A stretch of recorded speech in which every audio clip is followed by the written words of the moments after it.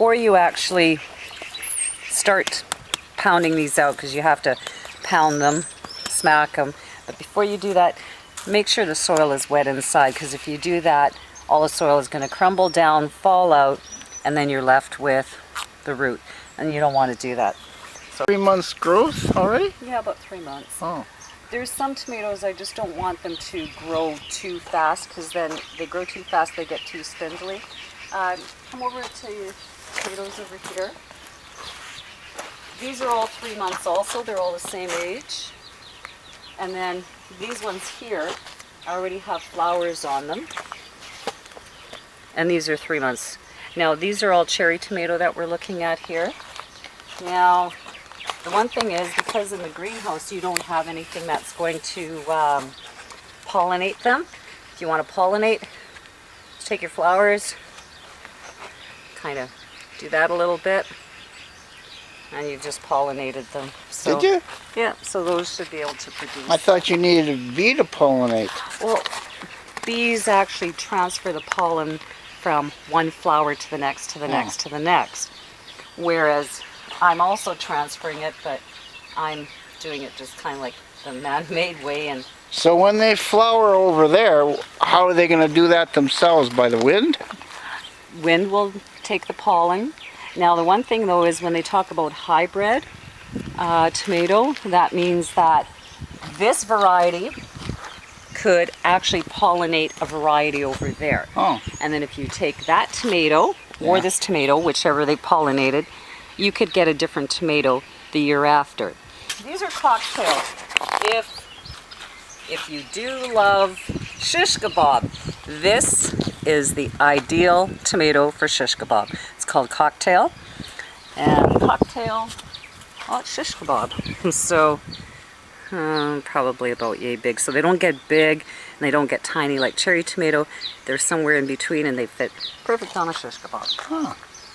Now I was talking about water in the cans. So I've got my water hose and I'm just going to go around and I'm just going to make sure that all the tomatoes have a bit of water in them.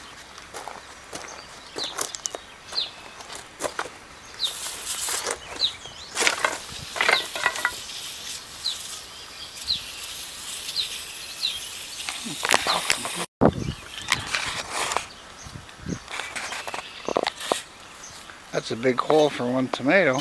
Yeah.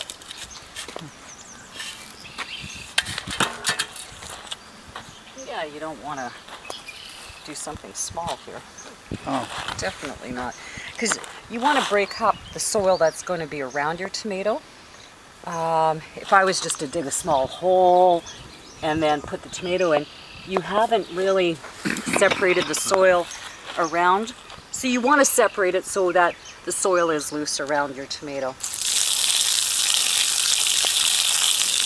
Really get it nice and wet. Because it's more important that your root system is moist rather than the top of the plant.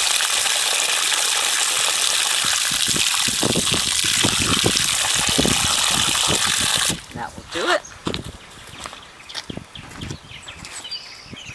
And I've got a bunch of sticks behind you. I do sticks rather than cages. Now I can see the sticks there. Okay, so we're going to take this out. You can use just a garden shovel or you can use the handy dandy tool. So I'm going to go for chisel. Chisel. And that's it. Done. So, we'll put it in. Get rid of that.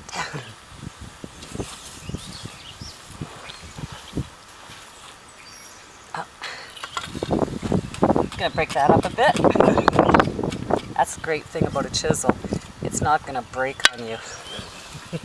I've left this chisel out in the rain. I actually found it in a snowbank one time.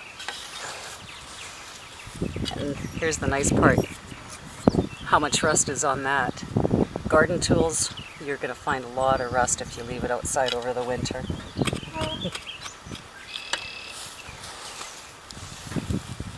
Now the other, once you're done with that, you know that your soil around it is not packed in, and goes easy. Yeah, you Oh, didn't. hey, there's a worm. We're gonna put him back in the soil. Yeah, you didn't even move the plant when you stuck that in there. Yeah, so that's another reason. Dig a larger hole. And that's it. That's it.